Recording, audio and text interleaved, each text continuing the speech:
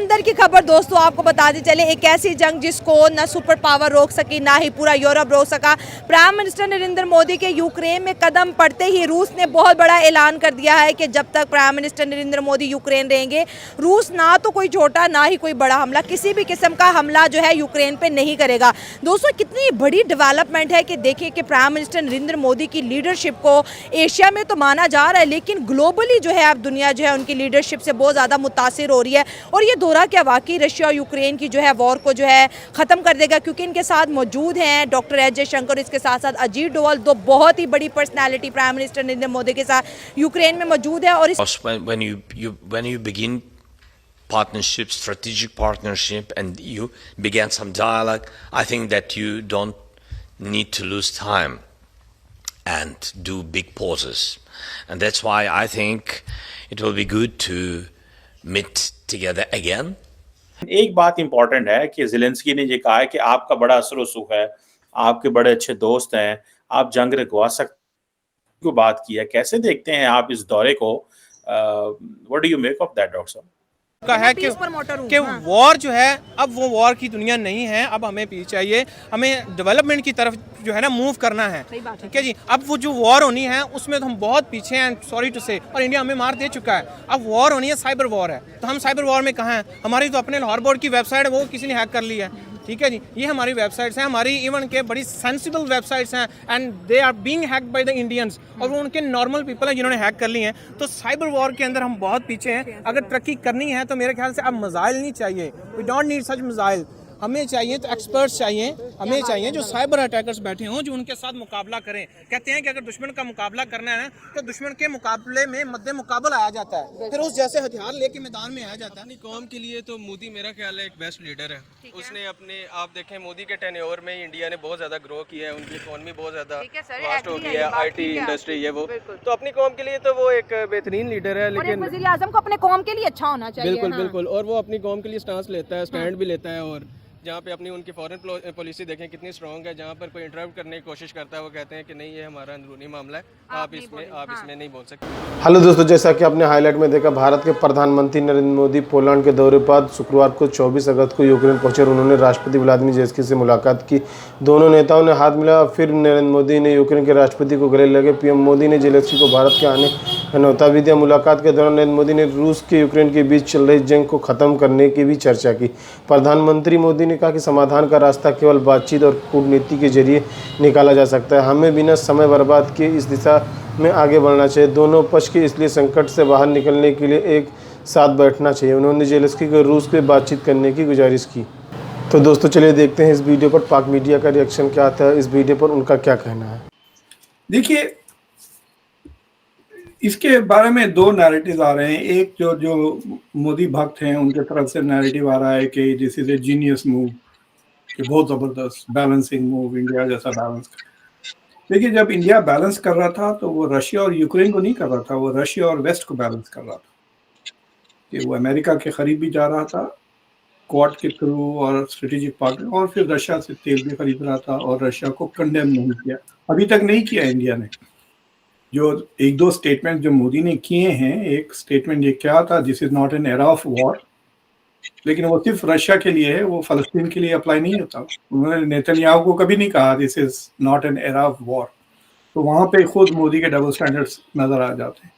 दूसरा, जब वो मॉस्को में थे और बच्चे मारे गए तो ही रियलाइज्ड के बहुत ही ज़्यादा क्रिटिसिज्म होगा मेरी यहाँ मौजूद। याद है आपको इमरान खान का कितना क्रिटिसिज्म हुआ था? इमरान खान वहाँ पहुंचे थे, पार्किंग लॉट वाला वीडियो याद है आपको? हंस रहे थे, this is so interesting. And he was, मतलब इंटरनेशनली काफ़ी उनकी थू हुई थी ना इमरान खान की, जिस दिन जंग शुरू हुई थी। So now basically Modi realised and he covered it. मतलब मोदी ने खुद पुतिन के सामने क्रिटिसाइज किया कि बच्चों को मारना बुरी बात है, लेकिन फिर वो बात बच्चों को मारना उन्होंने फलस्तीन के ताल्लुक से कभी नहीं कहा। वहाँ पे तो 25-30 हज़ार बच्चे और औरतें मारे गए।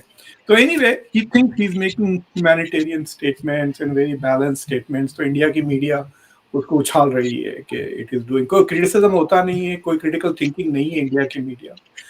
लेकिन ये वेस्ट की मीडिया अगर आप उसको देखें, उसका coverage, it is very clear कि this is under western pressure that he had no choice but to go to Ukraine. और दूसरी चीज ये है कि यूक्रेन के लिए, यूक्रेन ने अपना एक किस्म से यूँ कहिए कि एक स्ट्रेटेजिक जो मूव उन्होंने किया है, which is by going into Kursk, जो उन्होंने रशिया में घुस गए ना अब वो। तो देखिए जिस दिन मोदी पहुंचे उस दिन मॉस्को पे धड़ाधड़ सबसे बड़ा ड्रोन अटैक किया है यूक्रेन ने। तो एक मॉस्को पे डायरेक्ट अटैक हुआ और कुर्स्क में वो घुस गए हैं। तो जो नेगोशिएशन के जो चिप्स कहिए कि थोड़े ज़्यादा आ गए यूक्रेन के हाथ में। And India coming to Kyiv ही एक डिप्लोमेटिक विक्ट्री है यूक्रेन के लिए। तो वो अब कह रहे हैं कि अब तुम्हारे दोस्तों में सिर्फ चाइना रह गया है, चाइना और नॉर्थ कोरिया के अलावा और कोई दूसरे ऐसे मुल्क नहीं है जो who are not going to Kiev या not criticizing या condemning। और ऑलरेडी यूएन में तो 140 से ज़्यादा मुल्कों ने तो वोट कर दिया था ना जनरल असेंबली में रशिया के खिलाफ।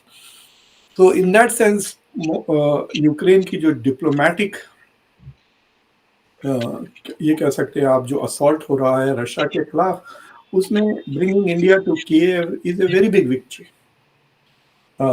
तो so in that sense it is success for that. अब ये देखना है कि रशिया रिएक्ट कैसा करता है। Russia is looking at it.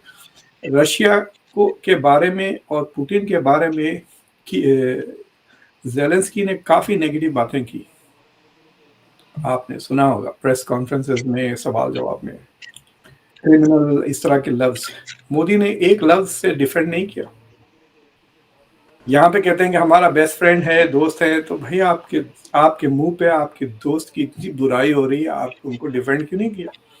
ना रशिया की पॉइंट ऑफ व्यू इन्होंने शेयर किया, ना पुतिन को किसी तरह से डिफेंड किया। एब्सोल्युटली जीरो साइलेंस था। तो अगर मैं पुतिन हूं तो आई विल नोटिस दिस। इसके साथ साथ और भी बड़े मजे के सवाल है जो हम आवाम से पूछेंगे। हमारे साथ जुड़े रहिए।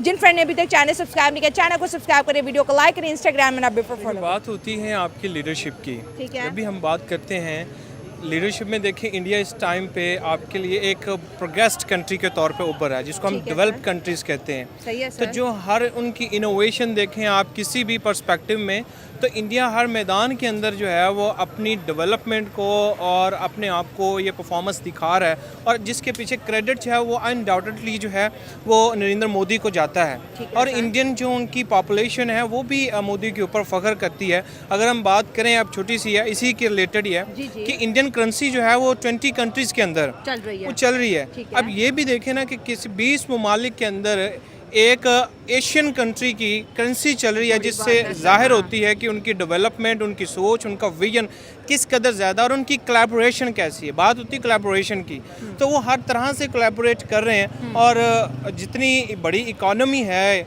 रशिया जो है वो ऑब्वियसली इन फ्यूचर उनके साथ बहुत बड़ी कोलैब करना चाहता है, बिज़नेस के हवाले से भी, इनोवेशन के लिहाज से भी।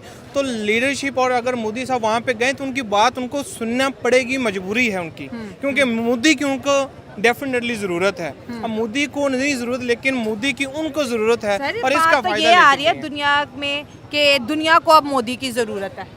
डेफिनेटली मैंने इसी पॉइंट को कहा कि उनकी ज़रूरत है। आप छोटी सी बात देख लें कि पीछे जो है ये जो अंबानी जो है उनकी फैमिली, जो अंबानी फैमिली की है, तो अब आपने वहाँ पे एक ऐसा पॉइंट है कि अब पेरिस के अंदर जो ओलंपिक्स चल रहा है, तो अंबानी फैमिली जो है एम्बेसडर बन के गए हैं कि आप बिज़नेस के हवाले से डेवलपमेंट के लिए पेरिस के अंदर जाएं और वहाँ पर हमारे लिए अपॉर्चुनिटीज़ क्रिएट करें। 2036 का ओलंपिक्स इंडिया में हो रहे हैं सर, ऐसे तो नहीं वो चले गए ना ओलंपिक्स में। तो बात होती है लीडरशिप की। तो इंडिया ने जितनी भी रिसेंट जो है डेवलपमेंट की है, जो सक्सेस ली है, credit goes to Narendra Modi, and definitely all together credit goes to Narendra Modi, specially to all people जो इंडिया की आईटी इंडस्ट्री के हवाले से। तो ये सारी चीज़ें जो हैं कहीं ना कहीं आपको इफ़ेक्ट कर रही हैं ग्लोबली, और उनके फैसले जो इम्पैक्ट करते हैं दूसरे कंट्रीज़ के ऊपर, जो उनको मानना पड़ेंगे, तस्लीम करना पड़ेंगे। सर डॉक्टर एस जयशंकर उनके फॉरेन मिनिस्टर किसी तारुफ के मोहताज हैं। अजीत डोवाल जो पाकिस्तान में भी काफ़ी टाइम रहे, यहाँ हर बच्चा उन्हें जानता है। और मोदी साहब, ये तीनों पर्सनालिटी यूक्रेन के अंदर मौजूद है, ठीक है। रूस ने कहा है कि मैं कोई हमला नहीं करूंगा जब तक मोदी साहब मौजूद है। सर यहाँ पर मैं एक पॉइंट, चलो जंग का तो आपने कहा कि बड़ी मार्केट है, उनकी डिप्लोमेसी बड़ी अच्छी है, रशिया भी बात मान रहा है, यूक्रेन भी, अमेरिका इंडिया के सामने उफ भी नहीं करता, ठीक है, क्योंकि इंडिया ने रूस से बहुत तेल खरीदा, हालांकि सैंक्शंस लगी हुई थी। यहाँ पे बात रिस्पेक्ट की भी आती है। ग्लोबली मोदी साहब को दुनिया जो है एक रिस्पेक्टेबल लीडरशिप के नाम से जानती है, एक इन्फ्लुएंस लीडरशिप के तौर पे मानती है, तभी तो वो एक ऐसे जोन, वॉर जोन के अंदर कौन सा वजीर आजम जाता है? डेफिनेटली देखें, पहली चीज़ होती है आपका करिस्मेटिक लीडर, ठीक है। सेकेंडली आपका जो है वो उनके अंदर इन्फ्लुएंशियल कितना है और वो कितना ज़्यादा इनकलाब ला रहे हैं। तो वो रिसेंट देख रहे हैं कि जो नरेंद्र मोदी की जो लीडरशिप के अंदर जितनी इंडिया ने रिसेंट डेवलपमेंट की है, सक्सेस की है, तो उनको मानना पड़ रहा है और मानना भी अच्छा है।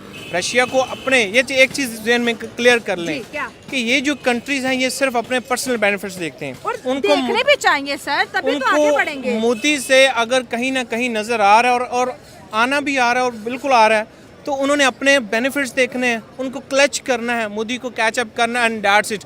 और वो किसी हद तक जाएंगे, मोदी जो भी उनको कहेगा वो तो मोदी बाप जी भी कहने के लिए रेडी हो जाएंगे। ये आगे आने वाले बाप भी कहेंगे यूरोप, ये आगे आने वाले वक्त के अंदर उनको करना पड़ेगा। फ्रांस है, उन्होंने अंबानी फैमिली को इतना प्रोटोकॉल क्यों दिया है, ठीक है, वो अपनी खुद चाहते हैं कि इस तरह के लोग हमारे कंट्री में आएँ, ये आके बिजनेस को अप्रोच करें, यहाँ पे जो है एंटरप्रेन्योरशिप लेके आएँ ताकि हमारी इकोनॉमी और बूस्ट होगी।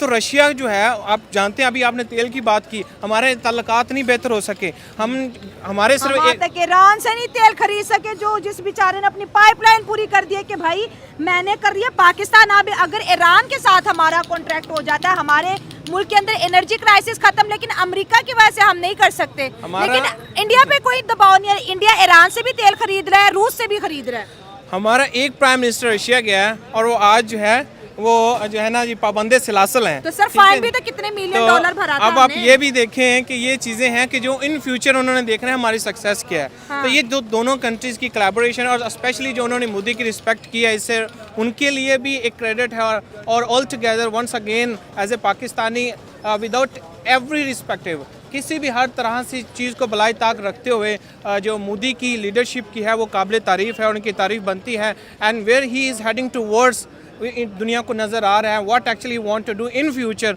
और ये देख रहे हैं। एंड मैं तो यहाँ पर खड़ा पाकिस्तान में ये कह सकता हूँ, I can predict that no doubt India can be super power after US, अगर क्योंकि बात चाइना की हो रही है, बट मैं इंडिया को क्रेडिट दूंगा। उसके पीछे there are certain points, there are certain कह लें कि फैक्टर्स इन्वॉल्व हैं, और ये उनके चीज़ है। चाइना की बात नहीं मानी गई, ठीक है जी। आप देख लें और कंट्रीज़ के बीच बैठे थे ना, किसी की नहीं मानी। अगर मोदी की मान रही डैट समथिंग के पीछे कुछ ना कुछ है, and they are planning something very big. And I think तो दोस्तों, जैसा कि आपने देखा, प्रधानमंत्री ने जेलेंस्की से कहा कि मैं आपको यकीन दिलाता हूं कि भारत की शांति की दिशा में किसी भी कोशिश में एक्टिव भूमिका निभाने के लिए तैयार। अगर मैं व्यक्तिगत रूप में इसमें कोई भूमिका निभा सकता हूं तो मैं ऐसा करूंगा, या मैं आपके दोस्त के रूप में आश्वासित करना चाहता हूँ। पीएम मोदी ने बातचीत कूटनीति एकमात्र समाधान बताया और रूस की शांति मध्यस्थता के लिए एक दोस्त के रूप में व्यक्तिगत रूप से मदद करने की पेशकश की। उन्होंने कीवी में एक संयुक्त बयान के दौरान जोर देकर कहा कि भारत इस युद्ध में कभी भी न्यूट्रल नहीं रहा, हम शांति का पक्ष में हैं। वहीं यूक्रेन के राष्ट्रपति व्लादिमीर ज़ेलेंस्की ने रूस के साथ जंग में भारत यूक्रेन को अपना समर्थन देने की बात की और संकट में संतुलित रखे अपनाने से परहेज करने की गुजारिश की। उन्होंने कहा कि जंग खत्म करने का न्यायपूर्ण शांति स्थापित करने की यूक्रेन की प्राथमिकता है। प्रधानमंत्री नरेंद्र मोदी ने पिछले महीने जुलाई में रूस के दौरे पर थे। इस यात्रा में ग्लोबल स्तर पर सुर्खियां बटोरी थी। नरेंद्र मोदी ने मॉस्को यात्रा कीवी में बच्चों के अस्पताल पर बमबारी के आसपास हुई थी, जिसमें यूक्रेन के पश्चिमी देश नाराज हैं। पीएम मोदी ने रूस के राष्ट्रपति व्लादिमीर पुतिन को भले ही गले लगाया, जिस पर पश्चिमी देश और खुद जेलेंस्की की तीखी प्रतिक्रिया सामने आई थी। यूक्रेन के राष्ट्रपति ने इस बैठक को बहुत बड़ी निराश और शांति का प्रयास विनाशकारी झटका कहा था। तो दोस्तों, अपनी राय कमेंट बॉक्स में जरूर दें। वीडियो पसंद आए तो लाइक और सब्सक्राइब करना ना भूलें।